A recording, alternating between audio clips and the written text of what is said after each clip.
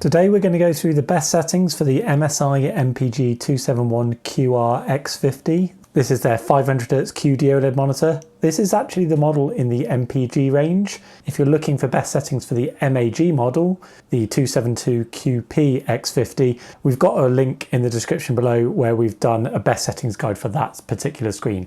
This is just for the MPG version, although both are very similar.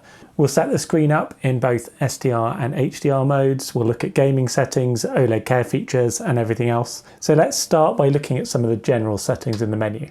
We've got the screen restored to its factory defaults, and we'll start in this AI menu first of all at the top, where we've got a few features for things like AI crosshair and AI vision that you can tweak and use in your gaming if you like. The main thing we wanted to look at here is the AI care sensor and the brightness and light sensor. So the care sensor is turned off by default. You may want to turn that on. That will activate the motion sensor that's built into the bottom of the screen here, and will turn the screen off when you move away from it and then turn it back on when you come back. That's quite useful for mitigating the risk of image retention. You can set that to either be operating on the system mode, where you then configure the settings within Windows 11, or the monitor mode, which just activates it at the monitor level and allows you to control the settings yourself. So you've got Wake on Arrive available here, and that will turn the screen back on when you come back to it, and also Lock on Leave, which will turn it off when you move away. Now you can adjust things like the timer settings, how long it should wait before it turns it off, and that kind of thing. Customize those to your preferences, and then the adaptive dim control will dim the screen when it detects that you've looked away from it. So perhaps another useful feature, although I think most people will probably just find that having it turn on and off when you move away and come back will be sufficient. So you can turn that on there in the AI care sensor section.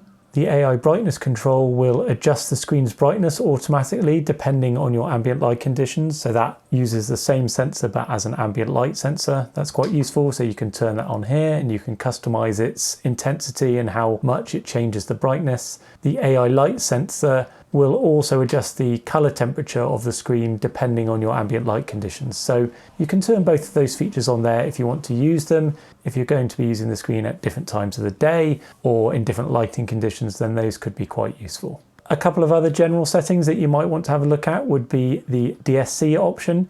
If you've got a DisplayPort 2.1 graphics card with UHBR 20 speeds, you can disable DSC and you'll still be able to run at the maximum 1440p, 500Hz refresh rate, 10-bit color depth. So if you want to turn that off, you can do so here. HDMI 2.1, we found that when you connect a console, it is useful to switch to the console mode, perhaps unsurprisingly. That will open up access to things like the virtual 4K support that you might want to use. So if you're going to be using the HDMI connection for consoles, then just switch to that mode here.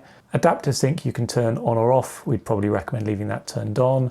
And then down in this bottom section here, there's a few other general settings. You can turn the power LED on or off. The RGB LED lighting on the back can be controlled here as well. And the HDMI CEC option, that's probably useful to turn on. That will ensure that when you power on an HDMI device, like a console or something, the screen will auto switch over to that input for you. That's quite handy if you're connecting multiple devices to the screen. So with the general settings done, we'll set the screen up now in SDR mode, and we'll start by configuring the preset mode menu, which is available here. You'll see the screen comes out of the box in its default eco mode. We want to change out of that, and we're going to use the user preset mode, which will then open up access to all of these settings and allow us to configure it ourselves. Now you've got a couple of different options for SDR. One would be to run the screen at its full native color space. That would be using the user mode. That will operate with a more vivid and saturated image because it will be running with the full native gamut. Or you perhaps might want to use one of the emulation modes available. There's a mode for DCI P3, Adobe RGB or sRGB emulation modes.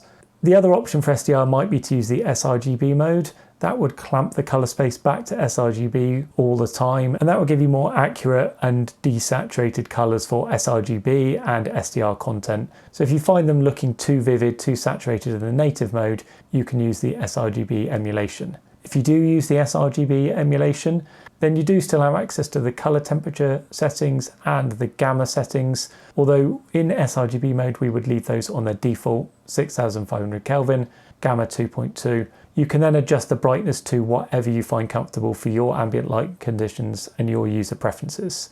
We'll provide a couple of options in case people want to target specific luminance levels. You could set this at 28 for 120 nits, at 37 for 150 nits, or at 54 for 200 nits. Again, set this at whatever you find comfortable and appropriate for your ambient lighting.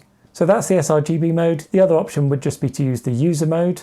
Again, you can set the brightness to your user preferences, 28 for 120 nits, 37 for 150 nits, or 54 for 200 nits if you want to target one of those. But otherwise, just set this at whatever you like. Contrast can stay on 70, sharpness on 0. Color temperature, we're going to switch from the 6500K mode to the customize mode, which gives us now access to the RGB channels. And we're going to make a couple of tweaks here. We're going to move red down to 94, green down to 97, and we'll leave blue on 100. We found that balanced the white point a little better and got us closer to the 6500K target, so that's a good adjustment to make there in the user mode. The other settings can remain as they are on default, unless you particularly want to work with a different target gamma. The other modes are very accurate as well, but we'll stick with 2.2, which is the standard. If you are using this user mode with the full wide gamma active, then you might also want to check out our calibrated ICC profile. That's linked in the description below, and that will clamp the color space back to the sRGB color space for use in color aware applications. So you've got another good option there if you want the screen to intelligently be able to switch between wide gamut mode for gaming and multimedia perhaps, and sRGB for color aware applications like Photoshop, for instance. We've enabled HDR from Windows now. As a reminder, we'd recommend only enabling HDR when you're going to view actual HDR content. Otherwise, you could run into all kinds of problems. That's explained in detail in our video linked in the description below. In HDR mode, the screen switches to HDR, and you can see that now a lot of the settings are unavailable. Most of these settings are now grayed out. The only setting really to change in HDR mode would be to come to the Display HDR menu, and you've got options for True Black 500, Peak 1000, or the new EOTF Boost mode. Now we think most people will want to use the EOTF Boost mode to give you the best balance between brightness and peak highlights. The True Black 500 mode can look a little bit brighter in some circumstances on this screen, but we think the added peak brightness that you get in darker scenes and low APL scenes of the EOTF Boost mode is preferable. The Peak 1000 mode just ends up looking quite a lot darker in most situations, so by all means experiment with these modes as you like, but we think the EOTF Boost mode will be most applicable for most people. So there you go, there's the screen setup in both SDR and HDR modes. If you found this video useful, please just give us a quick like below, that would be really appreciated. And don't forget to hit subscribe to stay up to date on all of our monitor news, reviews and other content. Thank you for watching, we'll catch you next time.